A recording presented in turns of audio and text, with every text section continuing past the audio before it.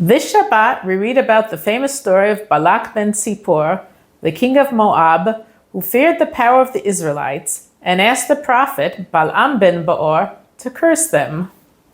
Amazingly, the biblical narrative concerning Balaam is one of the few cases which has some degree of archaeological support. An ancient inscription in Aramaic letters dating to circa 800 BCE was discovered in 1967 on the wall of a temple at Tel Deir Allah in Jordan. The inscription tells the story of a terrifying night vision of a seer named Balaam, who is mentioned several times. During the vision, the gods threaten to destroy the land, and Balaam attempts to reverse their decision. Although the inscription is not entirely identical to the biblical text, nevertheless, it heralded a revolutionary discovery. Let us return to the biblical account during which Balaam utters a prophecy that includes the verse from which Benjamin Netanyahu took the name of the war with Iran. Quote, "Lo, a people that rises like a lion." Numbers 23, verse 24.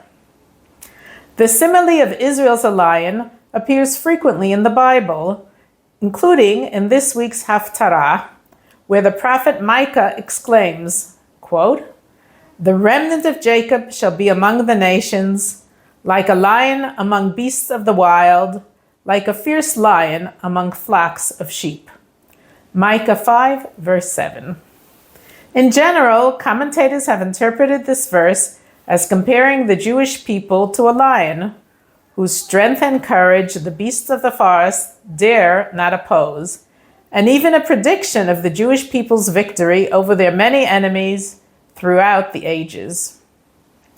Traditional commentators have offered both religious and military interpretations of the phrase, "a people that rises like a lion." Rashi asserts that it means to wear tzitzit and put on tefillin and recite the Shema. Here Rashi compares rising to kill prey to rising to prayer.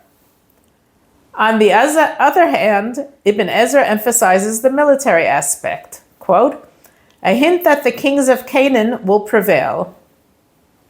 The Ralbag, Rabbi Levi ben Gershom, adds God's providence, quote, "From the power of God's providence, he will exalt them, and they will rise with wonderful might to destroy their enemies quickly, like the lion." This week's Haftarah complements Balak's prophecy, demonstrating that victory has both military and spiritual aspects. The Haftarah emphasizes the spiritual moral feature, quote, "What the Lord requires of you, only to do justice and to love goodness and to walk modestly with your God."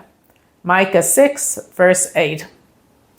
All our politicians would do well to remember this, even in times of war, and then we will be able to say, like the prophet Balaam, quote, "How goodly are your tents of Jacob, your dwellings, O Israel." Numbers 24, verse 5. Shabbat Shalom.